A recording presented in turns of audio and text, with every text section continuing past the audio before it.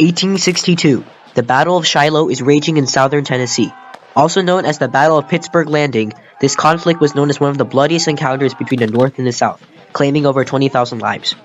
This was only one of the thousands of battles that were fought in the American Civil War. When the explosions, fire, and smoke finally cleared, 620,000 lives have been lost and the nation will be torn for years to come. But although many view the Civil War as a dark mark in the history of the United States, it brought changes to the economy, new views on politics, and most importantly, a bond between Americans that still remains today. This is the Uncivil War, now on Nova.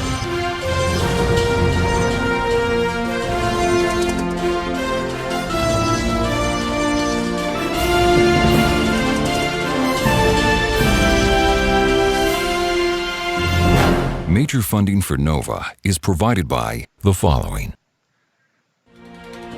The David H. Koch Fund for Science, supporting NOVA and promoting public understanding of science. And by the Corporation for Public Broadcasting. And by contributions to your PBS station from viewers like you. Thank you.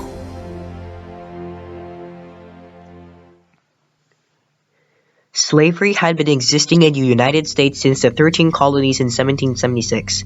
As time went on, people began to realize that it was in fact a violation of fundamental rights, and dissent towards slavery grew until in 1808, Congress prohibited the importation of slaves. However, illegal smuggling became extremely common, where free African Americans were kidnapped in the North and brought into the South. Tensions continued to rise as the South wanted a political balance in Congress between free states and slave states. By 1850, Southern states were threatening to secede. When President Abraham Lincoln was elected in 1860 on a platform pledging to abolish slavery, 7 slave states in the South seceded and formed a new nation, the Confederate States of America. On March 4th, 1861, President Lincoln delivered his first inaugural address. In it, he pledged to continue to enforce the laws of the United States in the southern states, which had seceded. Speaking directly to the southern states, he reaffirmed, "I have no purpose, directly or indirectly, to interfere with the institution of slavery in the United States where it exists. I believe I have no lawful right to do so, and I have no inclination to do so."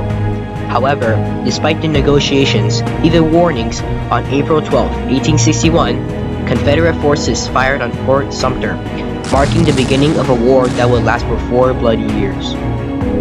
The Battle of Bull Run was the first true battle of the Civil War, with losses on both sides. It ended with a Confederate victory because the Union soldiers were so confused they ended up tripping over each other as they tried to escape. When the war began, many thought that it would be over in a matter of weeks, even days. This battle showed just how wrong they were. Over the next 4 years, battle after battle ensued, with no signs of a winner. Casualties mounted to the 100,000s. Some of the most terrible battles included the Battle of Shiloh in 1862, the Battle of Chancellorsville in 1863, and the Battle of Gettysburg in 1863. However, the Union forces, even from the start of the war, outnumbered the Confederates 2-1 and were much more technologically advanced, being the industrial part of the United States. Slowly but surely, the Unions began to corner the Confederates, captured the capital of the Confederates, Richmond, and eventually trapped the Confederate Army in the small village of Appomattox in 1864. General Robert E. Lee surrendered, and the war was finally over. At the end of the war, debts rose to an astounding $5.2 billion in today's money, and destruction was everywhere, mainly in the South. Tensions were still high, and after assassination of President Lincoln, the United States was in turmoil. However, not all things that happened had a negative influence. During the Civil War, thousands of new jobs opened to the public, allowing for a large boost of the economy. Civil rights were recognized and given to African Americans.